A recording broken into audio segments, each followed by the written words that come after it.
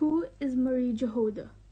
An Austrian-British social psychologist, born January 16, 1907 at Vienna, Austria. Died April 28, 2001 at the age of 94 at Sussex, United Kingdom. How is she related to social science? Social psychology is a branch of psychology that focuses on how individuals think, feel, and behave in social situations. It provides insights into how individuals interact with their social environment, offering valuable knowledge and methods that contribute to our understanding of human behavior and society as a whole. Her father, Karl Jahoda, was a businessman born in Vienna. Really lasting influence was my father's outlook on life. He was, I suppose one would call him a scientific humanist. He was a member of the Ernst Mach Society and very much taken with the social and political ideas of his friend Joseph Popolinka. While her mother, Betty Probst, a homemaker, immigrated from Bohemia to Vienna as a teenager. She had a strong temperament.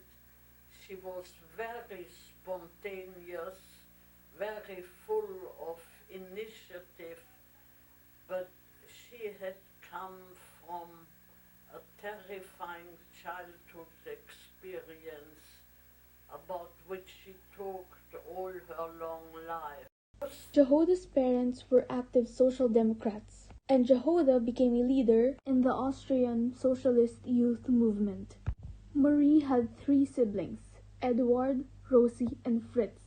Marie Jahoda is an upper-middle-class secular Jewish family. As she was raised in a very political environment, her political actions and beliefs have influenced the path of her work and her perspective in psychology. Earned her teaching diploma from the Pedagogical Academy of Vienna in 1928. Obtained her Doctor of Philosophy in Psychology from the University of Vienna in 1933. Marienthal, the Sociographic of an Unemployed Community. In her book Marienthal, the Sociographic of an Unemployed Community, she emphasized how extended unemployment could result in apathy, which prevents unemployed persons from experiencing the 5 essential well-being inducing sensations. Kurt Schuschnigg's dictatorial leadership imprisoned Jahoda in 1936 because of her involvement in the Social Revolutionaries, the Social Democratic Party's underground organization. Authorities believed she was operating a covert mail drop for the gang out of the research center. She was a co-editor of the 3rd volume of the Studies on Prejudice, Anti-Semitism, and Emotional Disorder, a Psychological Interpretation, published in 1950, and made a substantial analytical contribution to the study of these studies. In 1965, Marie Jahoda founded the Research Center of Human Relations and was recruited as a social psychologist professor at the University of Sussex.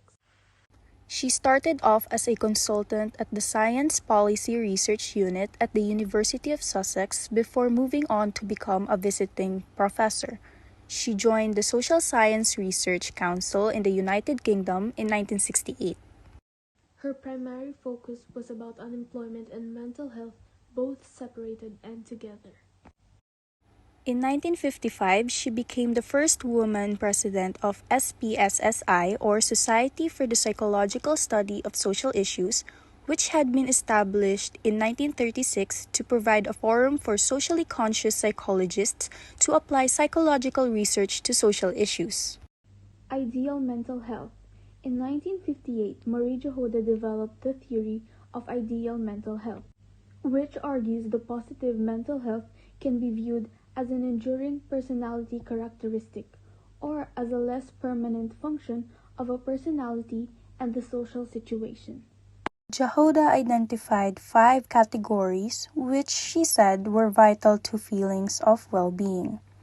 These were time structure, social contract, collective effort or purpose, social identity or status, and regular activity.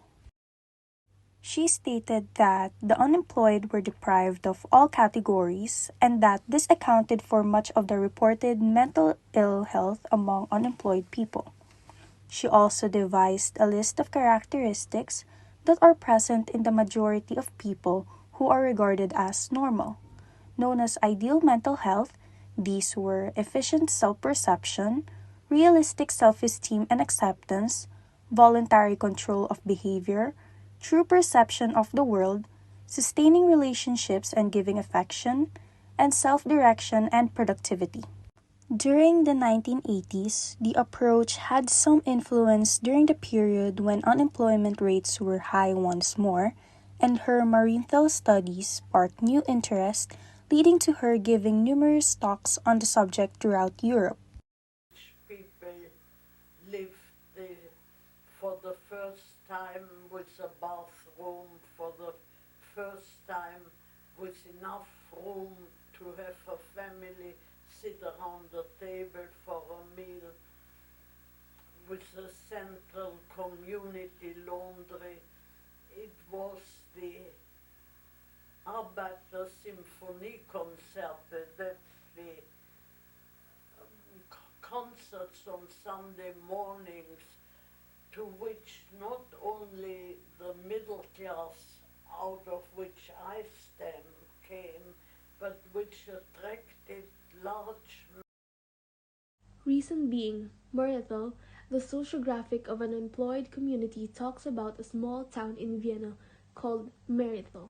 This book significantly simplified the process of learning about and comprehending the hardships resulting from the widespread unemployment in the 1930s without social help. This book made readers aware of the fact that high unemployment rates are a cancer for society as a whole, and also discussed how unemployment can lead to various mental health illnesses. In her classic book, Current Concepts of Positive Mental Health, 1958, Jahoda identified the following 6 approaches to the definition of positive mental health. Current Concepts of Positive Mental Health, 1958. First, attitude toward own self. Second, growth, development, and self-actualization. Third, integration. Fourth, autonomy. Fifth, perception of reality. And sixth, environmental mastery. Because of the socio-economic climate of her era and her knowledge of the profound effects unemployment can have on both individuals and society at large, Marie Jahoda focused her attention on unemployment. Marie Jahoda additionally took aim at the societal consequences of unemployment, including the stigma and marginalization experienced by the unemployed. She emphasized negative attitudes and misconceptions surrounding unemployment and the effects they may have on people's overall mental health and well-being.